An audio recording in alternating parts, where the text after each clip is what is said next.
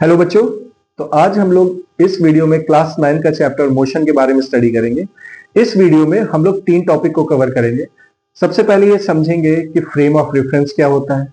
दूसरा टॉपिक हम लोग ये समझेंगे कि कोई ऑब्जेक्ट किस स्टेट में रह सकता है।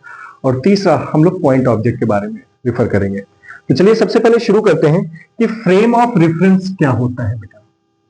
Frame of reference, frame of reference क्या होता है बेटा, ध्यान से समझो। फ्रेम ऑफ रेफरेंस क्या होता है। देखो बेटा, फ्रेम ऑफ रेफरेंस का मतलब होता है कि एक ऐसा पॉइंट या एक कोई कोऑर्डिनेट एक्सिस, अब वो पॉइंट कुछ भी हो सकता है, लिविंग बीइंग भी हो सकता है, नॉन लिविंग बीइंग भी हो सकता है। तो एक ऐसा पॉइंट जिस पॉइंट से आप किसी ऑब्जेक्ट की पोजीशन के बारे में आप बताते हो, या आप किसी ऑब्जेक्ट की वेलोसिटी क्या है, अलग अलग डायमेंशंस के बारे में डिस्क्राइब करते हो, उसको बेटा हम फ्रेम ऑफ रेफरेंस कहते हैं। देखो कैसे, मान लो ये एक पोल है, इलेक्ट्रिक पोल है बेटा। एक ऑब्जेक्ट इस इलेक्ट्रिक पोल से यहां पे, अगर आपको इस ऑब्जेक्ट की एक कंडीशन ये है, दो कंडीशन है बेटा। एक कंडीशन तो ये है और एक कंडीशन है कि आप एक रेगिस्तान में यानी डेजर्ट में हो और ये आप सेम ऑब्जेक्ट है। पहले वाले ऑब्जेक्ट में आप किसी पोल से दूर खड़े थे और आप एक सेकंड वाले उसमें आप किसमें, डेजर्ट में हो जहां पे एकदम चारों तरफ रेत है और कुछ नहीं, आपको दूर दूर तक दिख रहा है। अगर आपको इस ऑब्जेक्ट की पोजीशन बताना है कि ये ऑब्जेक्ट अभी एग्जैक्ट किस जगह पे है, तो क्या आप इस ऑब्जेक्ट की पोजीशन बता पाएंगे? नहीं बता पाएंगे।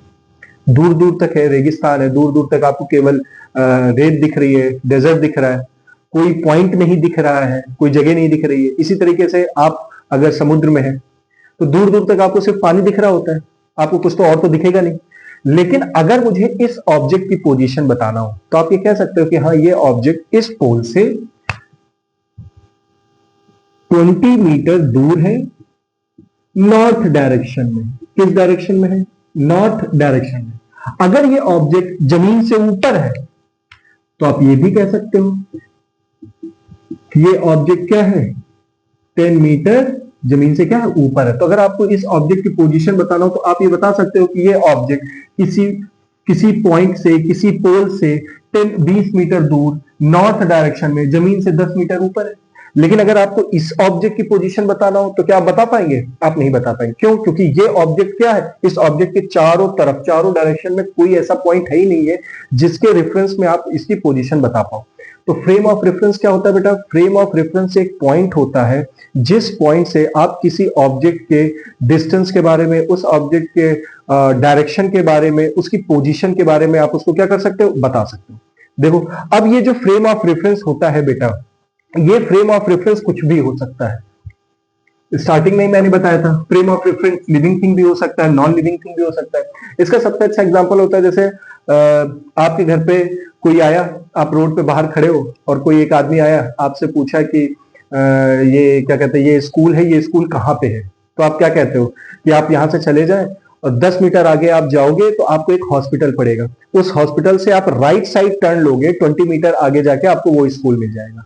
तो वो जो हॉस्पिटल आपने डिस्क्राइब किया है उस स्कूल की पोजीशन बताने के लिए, तो वो हॉस्पिटल बेटा क्या कहलाएगा? फ्रेम ऑफ रेफरेंस कहलाएगा। देखिए, जैसे आप ये कोऑर्डिनेट एक्सिस लेते हो, क्या लेते हो बेटा? ये कोऑर्डिनेट एक्सिस, ये एक्स एक्सिस हो गया, ये वाई एक्सिस हो गया, ये जेड एक्सिस। इसको ऐसे समझना बेटा, ये देखो क्या हो गया, ये एक्स एक्सिस हो गया, ये क्या हो गया, ये वाई एक्सिस हो गया। और अगर आपको जेड एक्सिस दिखाना हो तो ये ऐसे करके आप दिखाते हो ना, तीनों एक्सिस एक दूसरे के क्या है, परपेंडिकुलर है बेटा। और ये जो पॉइंट जहां पे तीनों एक्सिस मिल रहा है, इसको बेटा हम ओरिजिन कहते हैं। क्या कहते हैं? ओरिजिन कहते हैं। अगर आपको ये चीज देखनी है तो आप अपने घर पे कमरे में देख सकते हो, कमरों की दीवार होती है ना ऐसे करके, ये इधर साइड की दीवार हुई, ये ऐसे करके दीवार हुई और नीचे जो है फर्श हो गई। तो ये जो बीच में लाइन आती है, ये ऐसे करके बीच में लाइन आती है, तो वो क्या होती है, उसको वाई एक्सिस मान लो। जो फर्श वाली साइड की उधर की लाइन जा रही है वो एक्स एक्सिस हो गई, इधर वाली क्या हो गई, जेड एक्सिस हो गई। तो जहां पे वो तीनों दीवार आपस में आके मिल रही होती, उस पॉइंट को हम क्या कहते हैं? ओरिजिन कहते हैं। क्या कहते हैं? ओरिजिन। अब मान लो जैसे ये ऑब्जेक्ट यहां पे है, अब मुझे इस ऑब्जेक्ट की पोजीशन बताना है, तो मैं बिल्कुल बता सकता हूं कि इस ओरिजिन से ये 10 मीटर दूर है, साउथ डायरेक्शन में है। किस डायरेक्शन में? साउथ डायरेक्शन में है। जमीन से 20 मीटर ऊपर है। तो आपने इसका एग्जैक्ट लोकेशन आपने इसको बता दिया ना। तो फ्रेम ऑफ रेफरेंस क्या होता है? फ्रेम ऑफ रेफरेंस एक पॉइंट होता है, living thing non living thing कुछ भी, एक पॉइंट होता है जिसके रिस्पेक्ट में आप किसी ऑब्जेक्ट के डायरेक्शन के बारे में डिस्क्राइब करते हो, उसके पोजीशन के बारे में बताते हो। चलिए, दूसरा हमारा टॉपिक है बेटा, हमारा दूसरा टॉपिक है स्टेट ऑफ ऑब्जेक्ट। ऑब्जेक्ट की स्टेट क्या है बेटा? State of an object. State of an object. देखो बेटा, स्टेट ऑफ एन ऑब्जेक्ट का मतलब क्या होता है? ऑब्जेक्ट जो जिस टाइम, अभी मान लीजिए आपने कहा कि मान लो मैं हूं, मैं प्रेजेंट टाइम में मेरी स्टेट क्या हो सकती है? तो किसी ऑब्जेक्ट की किसी भी टाइम दो स्टेट्स हो सकती है। या तो बेटा वो ऑब्जेक्ट रेस्ट पे होगा। क्या होगा बेटा? वो ऑब्जेक्ट रेस्ट पे होगा, या फिर वो ऑब्जेक्ट किस में होगा बेटा? मोशन में होगा। किस में होगा बेटा? मोशन में होगा। तो ऑब्जेक्ट की दो ही स्टेट हो सकती है बेटा, या तो ऑब्जेक्ट किस में होगा? रेस्ट पे होगा, या फिर ऑब्जेक्ट मोशन में होगा। अब हम समझेंगे बेटा रेस्ट क्या होता है, मोशन क्या होता है, और दोनों को समझने के लिए हम फ्रेम ऑफ रेफरेंस यूज करेंगे। ये देखो, ये मान लो एक फ्रेम ऑफ रेफरेंस है ना। ये आपने एक फ्रेम ऑफ रेफरेंस ले लिया, ये जेड एक्सिस हो गई, ये एक्स एक्सिस हो गई, ये क्या हो गई बेटा? वाई एक्सिस हो गई। एक ऑब्जेक्ट इस फ्रेम ऑफ रेफरेंस से यहां पे है, ठीक है। ये ओरिजिन है। क्या है बेटा? ओरिजिन। ठीक है। ये ऑब्जेक्ट इस फ्रेम ऑफ रेफरेंस से एक्स यूनिट दूर है। कितनी यूनिट दूर है? एक्स यूनिट का मतलब एक्स मीटर हो सकता है, एक्स सेंटीमीटर हो सकता है, एक्स किलोमीटर हो सकता है, कुछ भी हो सकता है। एक्स यूनिट दूर। इस वक्त टाइम टी हो रहा है बेटा। क्या हो रहा है? टाइम टी हो रहा है। टाइम चेंज होने के साथ, अब टाइम चेंज हुआ, टी से कितना हो गया? टी डैश हो गया। टाइम चेंज होने के साथ अगर कोई ऑब्जेक्ट किसी फ्रेम ऑफ रेफरेंस के रिस्पेक्ट में अपनी पोजीशन चेंज ना करे, अपनी पोजीशन चेंज ना करे, तो बेटा हम कहेंगे वो ऑब्जेक्ट किस स्टेट में है? रेस्ट में। किस स्टेट में है? रेस्ट में।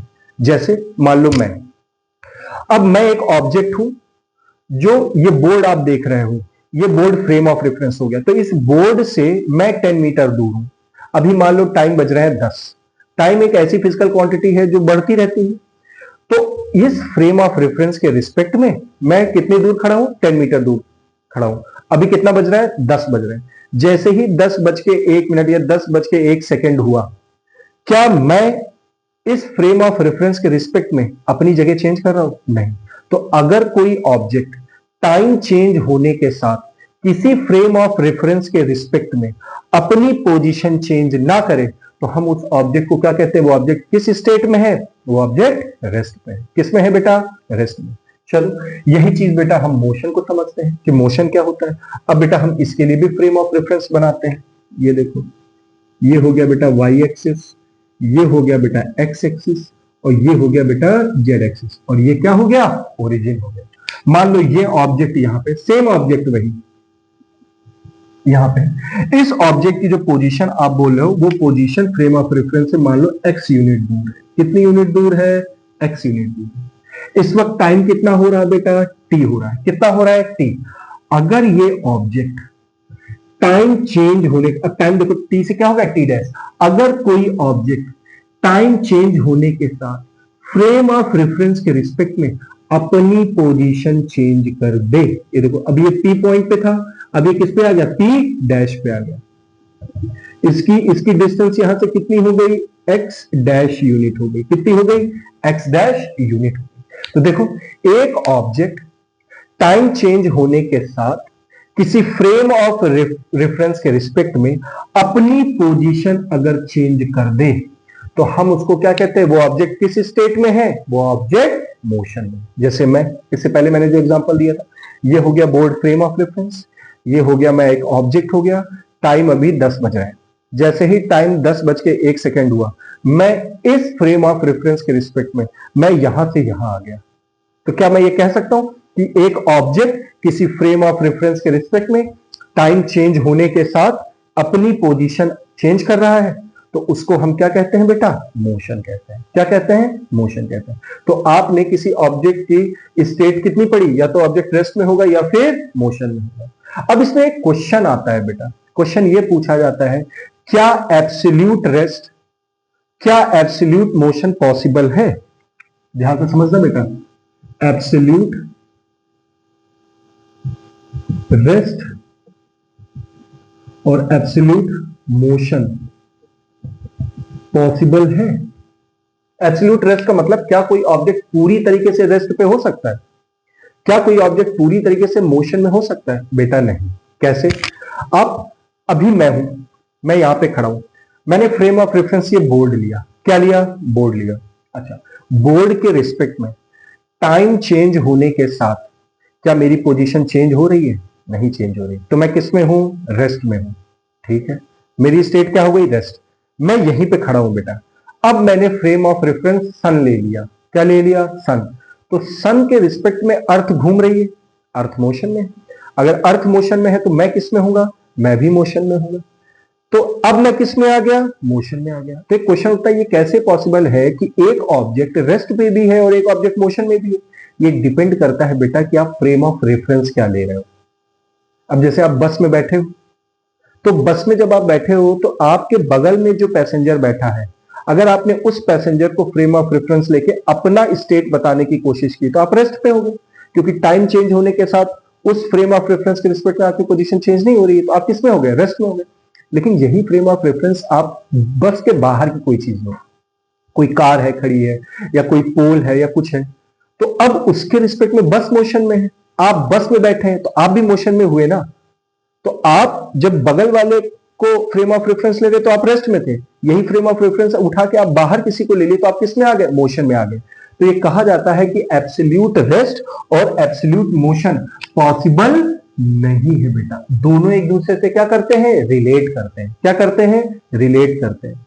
इतनी बात सबको समझ में? कोई कंफ्यूजन? तो कोई भी ऑब्जेक्ट पूरी तरीके से ना तो रेस्ट पे होगा ना ही पूरी तरीके से मोशन पे। वो डिपेंड करता है कि आप फ्रेम ऑफ रेफरेंस क्या ले रहे हैं। इतनी बात सबको समझ में आई? चलिए बेटा, अगला टॉपिक हम लोग जो पढ़ेंगे वो पढ़ेंगे पॉइंट ऑब्जेक्ट क्या होता है। क्या पढ़ेंगे बेटा? Point object. हमारा थर्ड टॉपिक है बेटा पॉइंट ऑब्जेक्ट क्या होता है। देखो बेटा, ध्यान से समझो पॉइंट ऑब्जेक्ट क्या होता है। मान लो ये एक ऑब्जेक्ट है, इस ऑब्जेक्ट की जो लेंथ है वो L मान ली मैंने। कितनी मान ली?